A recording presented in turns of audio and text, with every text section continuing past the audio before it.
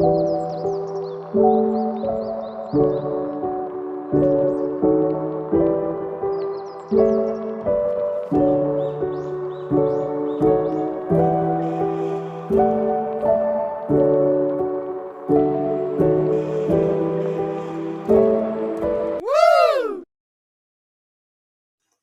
daya alam adalah semua yang berasal dari bumi, biosfer, dan atmosfer. Sumber daya alam juga memiliki peran penting bagi manusia, yaitu untuk memenuhi kebutuhan hidup dan juga sebagai tempat tinggal manusia itu sendiri. Sumber daya alam dibagi menjadi tiga, yaitu yang pertama berdasarkan jenisnya, yang kedua berdasarkan sifatnya, dan yang ketiga berdasarkan potensi penggunaannya. Yang pertama yaitu sumber daya alam berdasarkan jenisnya. Di sini dibagi lagi menjadi dua macam. Yang pertama yaitu biotik atau yang hayati, merupakan sumber daya alam yang merupakan makhluk hidup. Contohnya seperti manusia, pohon, hewan, dan makhluk-makhluk hidup lainnya. Yang kedua yaitu sumber daya alam non-hayati atau non-biotik. Sumber daya alam ini merupakan sumber daya alam yang merupakan benda mati, seperti contohnya batu, angin, tanah, dan benda-benda mati lainnya. Berikutnya yaitu sumber daya alam berdasarkan sifatnya. Sumber daya alam ini juga dibagi menjadi dua macam, yaitu sumber daya alam yang bisa diperbaharui dan sumber daya alam yang tidak bisa diperbaharui. Yang pertama yaitu sumber daya alam yang bisa diperbaharui. Sumber daya alam ini bergantung pada bagaimana manusia mengelola dan mengatur sumber daya alam tersebut untuk terus bisa digunakan kembali dan bisa dimanfaatkan secara benar. Seperti contohnya hutan, lalu mengelola tumbuhan, dan menjaga hewan-hewan. Kedua yaitu sumber daya alam yang tidak bisa diperbarui. Sumber daya alam ini secara fisik akan habis dan tidak bisa kita gunakan kembali ketika persediaannya di alam sudah tidak ada. Seperti contohnya minyak bumi, dan gas alam, dan batu bara. Nah, berikutnya yaitu sumber daya alam berdasarkan potensi penggunaannya. Di sini dibagi kembali menjadi tiga macam. Yang pertama yaitu sumber daya alam materi, dan kemudian sumber daya alam energi, dan sumber daya alam ruang. Yang pertama yaitu sumber daya alam berdasarkan materinya, di mana sumber daya alam ini kita gunakan dalam bentuk fisiknya, seperti contoh besi, kapas, kayu, dan bahan-bahan yang berasal dari alam lainnya.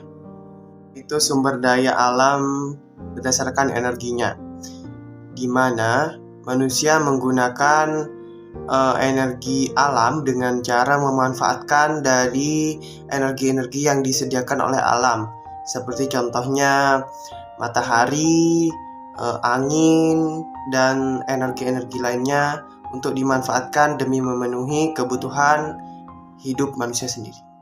Dan yang ketiga sumber daya alam berdasarkan ruangnya, di mana manusia akan memanfaatkan ruang untuk menjadikan tempat tinggal hidup, seperti contohnya lahan tanah.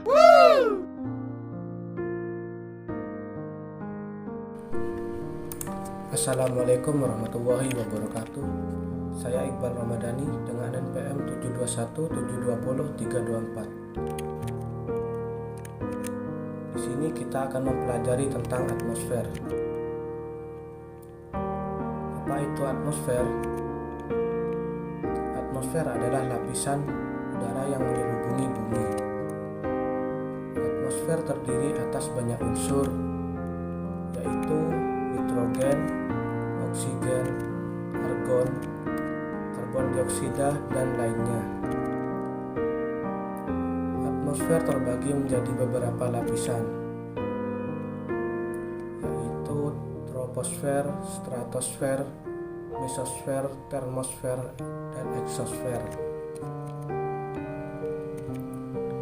Lapisan pertama yaitu troposfer dengan ketinggian 0 sampai 12 km di atas permukaan laut. Pada lapisan ini terjadi penurunan suhu 0,61 derajat Celcius setiap 100 meter. Hampir semua fenomena cuaca dan iklim terjadi pada lapisan ini.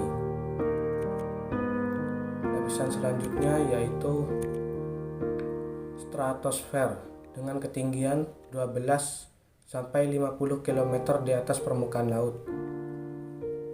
Pada lapisan ini suhu meningkat seiring dengan naiknya ketinggian. Lapisan ini berfungsi melindungi bumi dari paparan sinar UV. Selanjutnya mesosfer dengan ketinggian 50 sampai 80 km di atas permukaan laut. Pada lapisan ini terjadi penurunan suhu 0,4 derajat Celcius setiap 100 meter. Suhu udara sangat dingin mencapai 100 derajat Celcius. Lapisan ini berfungsi sebagai perisai hujan meteor yang menuju permukaan bumi. Selanjutnya termosfer dengan ketinggian 80 sampai 700 km di atas permukaan laut. Pada lapisan ini suhu dapat mencapai 1100 sampai 1650 derajat Celcius. Pada lapisan ini pula terdapat aurora yang muncul di kala fajar atau petang. Lapisan ini berfungsi sebagai pemantul gelombang radio. Dan lapisan terakhir yaitu exosfer dengan ketinggian 700 sampai 1000 km di atas permukaan laut. Suhu udara sangat dingin mencapai minus 57 derajat Celcius. Lapisan ini berfungsi sebagai tempat orbit satelit buatan. Selanjutnya mari kita kenali fenomena angin puting beliung. Apa itu angin puting beliung? Yaitu angin kencang yang berputar yang berasal dari awan cumulonimbus dengan kecepatan 64 km per jam atau lebih dengan durasi yang singkat. Waktu terjadinya angin puting beliung pada peralihan antara musim kemarau ke musim hujan atau sebaliknya yang disebut dengan pancaroba. Selain itu juga dapat terjadi pada musim hujan saat 1-3 hari berturut-turut tidak turun hujan. Dan biasanya angin puting beliung terjadi pada rentang waktu siang sampai sore hari. Tanda-tanda serta proses terjadinya angin puting beliung. Pada malam hari hingga dini hari, udara terasa panas, gerah, dan pengap. Pada pagi hari hingga menjelang siang hari, terlihat pertumbuhan awan-awan cumulus yang menjulang tinggi seperti bunga kol dan cepat berubah menjadi warna abu-abu gelap.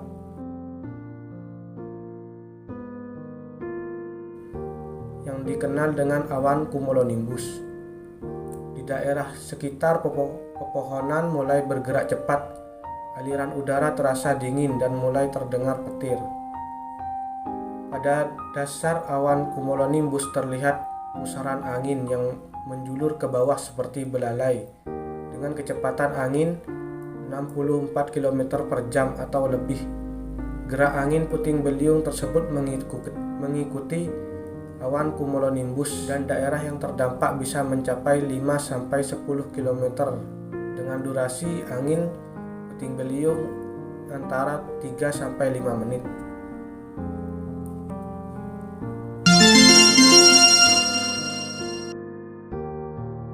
Assalamualaikum warahmatullahi wabarakatuh. Perkenalkan, nama saya Ahmad David Zaki Ramadan, NPM 721-720-325. Di sini saya akan menjelaskan tentang litosfer, gempa vulkanik, dan gempa tektonik. Litosfer yaitu lapisan kerak bumi yang paling luar dan terdiri atas batuan dengan ketebalan rata-rata 1200 km. Litosfer adalah lapisan kerak bumi yang paling atas yang terdiri dari batuan. Umumnya lapisan ini terjadi dari senyawa kimia yang kaya akan S2. Sedangkan gempa bumi tektonik adalah jenis gempa yang disebabkan oleh pergeseran lempeng plat tektonik. Gempa ini terjadi karena besarnya tenaga yang dihasilkan akibat adanya tekanan antar lempeng batuan dalam perut bumi. Gempa bumi ini adalah jenis gempa yang paling sering dirasakan, terutama di Indonesia. Sedangkan gempa bumi vulkanik adalah gempa bumi yang disebabkan oleh letusan gunung berapi. Demikian dari saya, kurang lebihnya mohon maaf. Assalamualaikum warahmatullahi wabarakatuh. Hidrosfer adalah lapisan air yang ada di permukaan bumi. Hidrosfer adalah sesuatu lapisan air yang menyelimuti kerak bumi disebabkan karena hal demikian berbentuk cair. 1. Perairan sungai adalah air tawar yang selalu mengalir pada titik sumbernya menuju pada muara laut, sehingga air sungai lebih besar dari limpatan dari mata air tanah. Yang kedua adalah perairan laut. Adalah air asin yang bersumber dari permukaan bumi yang berada di perairan asin. Hal ini melingkupi semua air yang berada pada laut. Dan yang ketiga adalah perairan darat. Adalah air tawar yang bersumber dari tanah yang dangkal, dari permukaan bumi, dan juga berbagai air yang terdapat di sungai ataupun danau.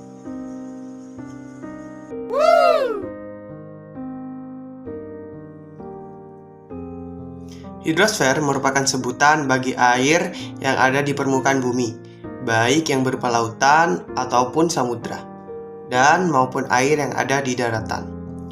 Unsur-unsurnya adalah yang pertama adalah angin. siklus pendek, Adalah sesuatu sumber yang menentukan di mana sebuah air kekuatan laut akan temperatur mengalami evaporasi dari udara atau atau penguapan juga karena adanya pada panas kondisi dari uap sinar air di matahari. suatu tempat. Uap air dari Dan unsur yang evaporasi kedua atau adalah penguapan unsur ini awan. naik ke atas Adalah sampai pada kumpulan ketinggian dari tertentu. beberapa sumber titik Uap air yang ada di atas atau es ini dengan jumlah akan yang mengalami sangat kondensasi banyak, sehingga terbentuklah ataupun awan. juga merupakan Awan yang bagian terbentuk ini dari semakin lama inti akan kondensasi semakin besar tanah.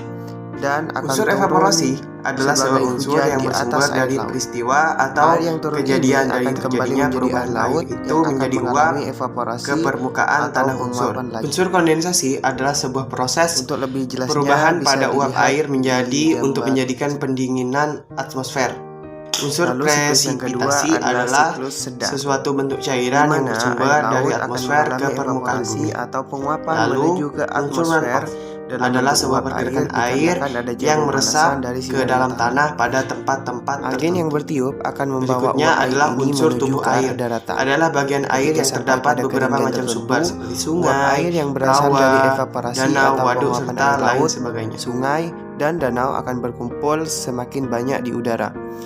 Suatu ketika, uap-uap air yang berkumpul tersebut akan mengalami kejenuhan dan mengalami kondensasi, dan kemudian akan menjadi hujan.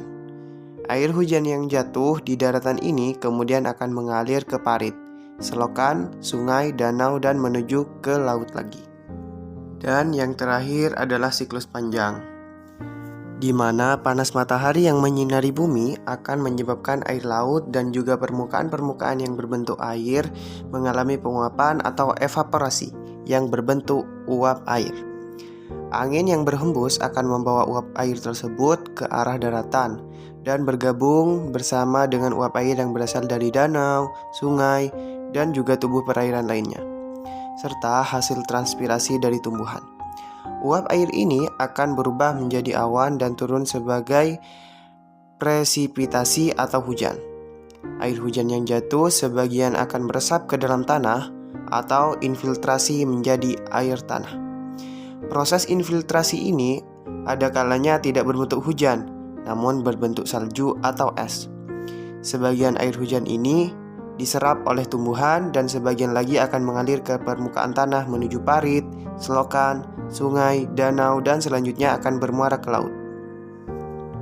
Aliran air tanah ini dinamakan dengan perkolasi dan akan berakhir menuju ke laut. Air tanah juga dapat muncul ke permukaan menjadi mata air. Itulah rangkaian proses atau tahapan-tahapan dari siklus atau daur hidrologi panjang ini. Siklus panjang merupakan siklus yang berlangsung paling lama dan juga prosesnya paling lengkap.